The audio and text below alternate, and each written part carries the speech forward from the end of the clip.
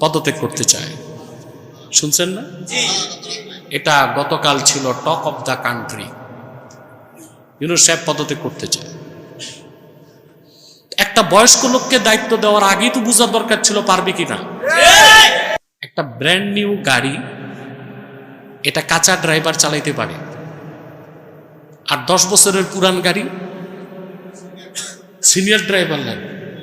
তো একটা যুদ্ধ বিধ্বস্ত বিপর্যস্ত দেশ পরিচালনায় এমন লোককে দেওয়া হয়েছে যিনি জীবনে রাজনীতি করে নাই, এই জন্য উনি আর পারতেছে না। তো অবস্থাটা কি হয়েছে জানেন? এই যে পদত্যাগ করতে চাচ্ছে, এতে আমার অনুভূতি কি? বলতে পারেন যে ইউনূস সাহেব পদত্যাগ করলে আমার অনুভূতি কি হবে? আরে ভাই, বাস 100 কিলোমিটার গতিতে চলতেছে, আর ড্রাইভার যদি বাস থেকে লম্ফ দিয়া বাইরে চলে আসে, বাসের কি অবস্থা হবে? যাত্রীরা, একটা প্লেন আকাশে টেক অফ করছে, মাঝ আকাশে যে পাইলট যদি লাউড স্পিকারে বলে আমি এখন প্যারাশুটে জাম্প দিচ্ছি, আপনাদের প্লেন আপনারা সামলান, ডক্টর ইউনূস ওই রকম কাজ করতেছে। দেশকে মাঝামাঝি অবস্থায় এনে উনি এখন পদত্যাগের হুমকি দিচ্ছে। না, পদত্যাগ করাই সমাধান নয়, এখনো সময় আছে। আপনার উপদেষ্টা মণ্ডলীতে যেগুলো ভারতের দালাল, মার্কিন দালাল, ইসলামের শত্রু, তাদেরকে ঝেড়ে মুছে সাফ করেন।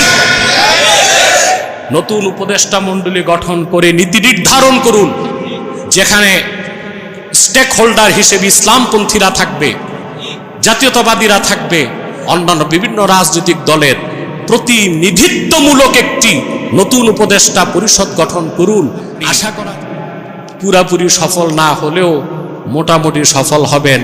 মাঝ আকাশে প্লেন উড়ায়া পাইলট প্যারাশুট দিয়া নামার যে চেষ্টা, আপনার রাষ্ট্র পরিচালনায় ওই চেষ্টাটা দরকার হবে না, ঠিক না?